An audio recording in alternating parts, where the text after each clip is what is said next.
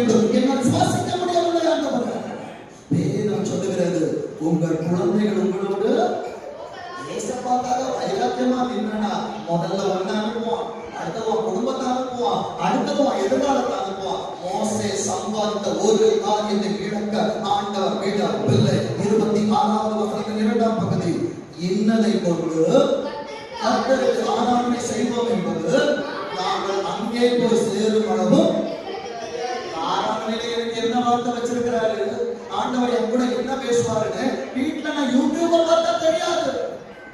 சர்ச்சுக்கு வரணும், ஏசப்பா எப்படி நடத்துவாருன்னு ஆராதனையில கைய கால தூக்கி ஆராதிக்கும் போது தெரியும்.